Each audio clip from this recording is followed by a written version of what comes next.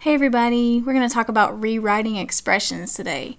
When you hear the word expressions, as far as math goes, you're talking about some type of line of terms with numbers and variables. So that's what we're going to be taking a look at. And before we sort of put one together, we have to choose a topic in which to model this.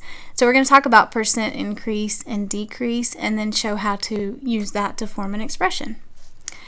So when you're finding a percent increase, what you would do is you're going to, let's say some price of an item has been marked up. What you would do is calculate the percentage of the increase on the original amount, and then you just add that to the original amount. So let's take a look at an example showing that. Let's say a store owner purchases a pair of shoes from the factory, $25. Let's underline that important information. And wants to mark up the price by 45% before selling in the store because this owner wants to make a profit. So what we're going to do is we're going to take 45% of our $25 amount. So to find the percentage of an amount, we're going to take 0.45. That's coming from 45 divided by 100. You always want to divide your percent amount by 100 first.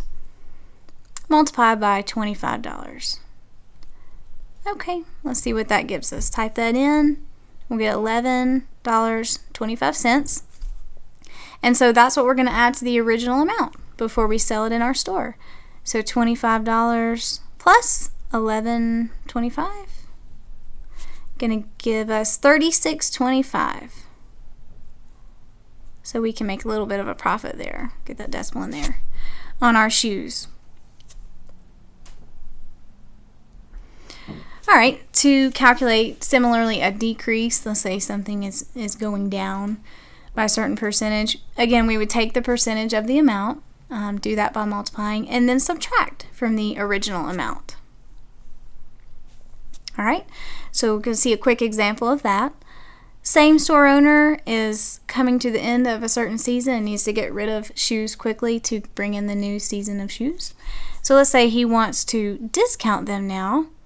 The original price here is $65, and he wants to mark them down by 30%.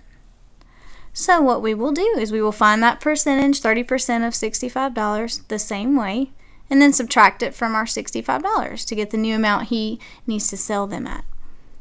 So 0.30 times $65, and that's coming from, again, 30 divided by 100 to find the decimal we need to work with there.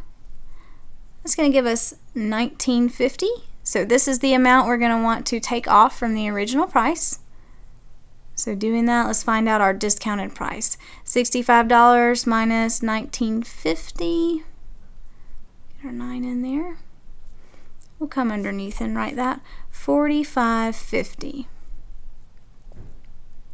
Alright, so that's the discounted price.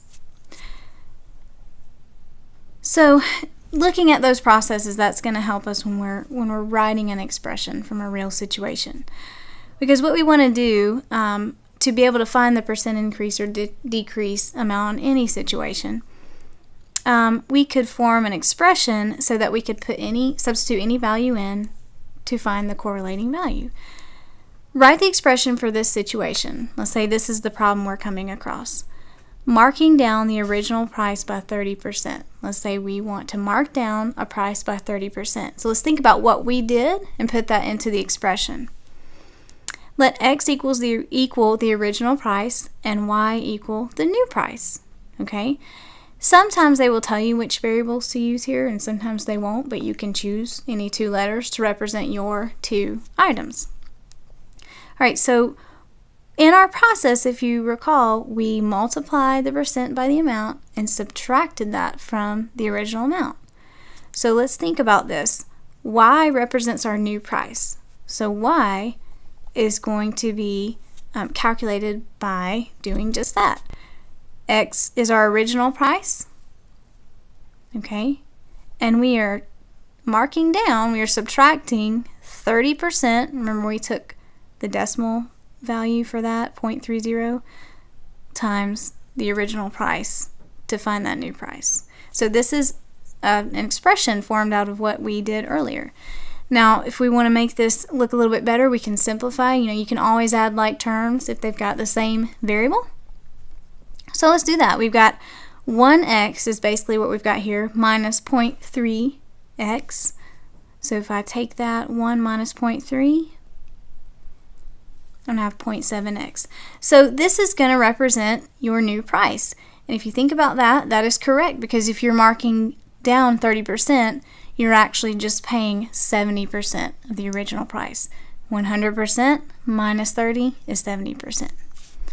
So no matter what the price was, that is how you will arrive at your new cost. So this concludes our lesson on rewriting expressions.